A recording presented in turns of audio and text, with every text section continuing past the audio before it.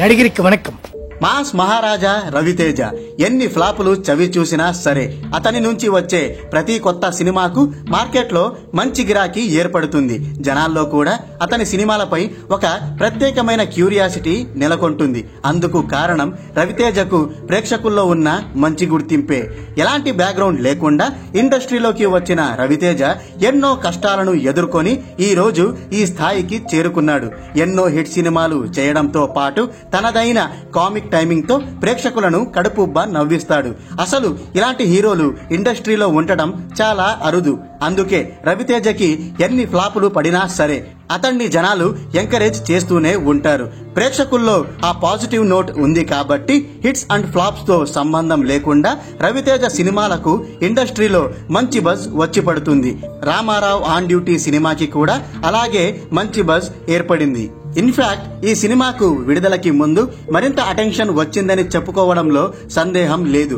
ఎందుకంటే ఇది రవితేజ నుంచి వచ్చిన ఒక డిఫరెంట్ అటెంప్ట్. రవితేజ చేసే రొటీన్ కమర్షియల్ సినిమాల కంటే ఇది భిన్నమైన సబ్జెక్ట్. దానికి తోడు టీజర్, ట్రైలర్స్ అండ్ ప్రోమోలన్నీ చాలా ఇంట్రెస్టింగ్ గా అనిపించాయి. ఈ సినిమాపై అవి మంచి అంచనాలే క్రియేట్ చేశాయి. ఇన్వెస్టిగేటివ్ థ్రిల్లర్ లాగా ఈ సినిమా ఉంటుందని ఆ ప్రోమోలు తలపించాయి. తీరా విడుదలయ్యాక ఎప్పట్లాగే ఈసారి కూడా ఆడియన్స్ డిసప్పాయింట్ అవ్వక తప్పలేదు. ఒక థ్రిల్లింగ్ అనుభూతిని ఇస్తుందని అనుకుంటే బోర్ కొట్టించేసి చిరాకు తెప్పించింది. మెయిన్ సబ్జెక్ట్ పక్కదారి పట్టడం వల్ల సినిమా మొత్తం గందరగోళంగా తయారైంది. ఒక చండాలమైన సినిమాని ఎలా తీయాలి అని పోటీలు పెడితే వాటిల్లో ఈ సినిమా ఫస్ట్ ప్రైజ్ కొడుతుందని చెప్పడంలో సందేహమే లేదు. అంత ఘోరంగా ఈ సినిమాని తెరకెక్కించాడు డైరెక్టర్ శరత్ మండావా. మరి అలాంటి చెత్త సినిమా బాక్సాఫీస్ వద్ద నెట్టుకు రాగలుగుతుందా? పట్టుమని 10 రోజుల పాటు కూడా ఇది థియేటర్లలో నిలబడలేకపోయింది.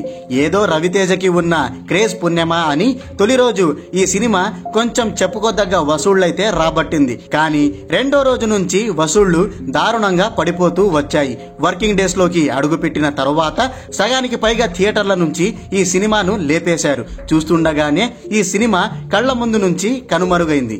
రిపోర్ట్స్ ప్రకారం ఈ సినిమా ఫుల్ రన్ లో 2 తెలుగు రాష్ట్రాల్లో కలుపుకొని 4,40,00,000 షేర్, 7,50,00,000 గ్రాస్ కలెక్ట్ చేసింది.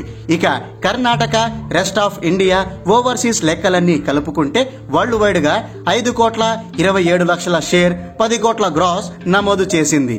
విడుదలకి ముందు ఏర్పడిన అంచనాల కారణంగా ఈ సినిమా 17,30,00,000 ప్రీ రిలీజ్ బిజినెస్ చేసింది. కానీ ఆ అంచనాలను ఈ సినిమా అందుకోలేక ఘోరంగా నిరాశపరచడంతో పెట్టిన పెట్టుబడిలో కనీసం 30% కూడా రికవర్ చేయలేకపోయింది.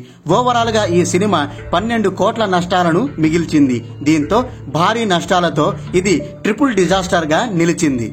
మాస్ మహారాజా రవితేజ వరుసగా సినిమాలకు సంతకాలు చేయడం కాకుండా స్క్రిప్ట్ మీద కాస్త కాన్సంట్రేషన్ పెడితే బెటర్.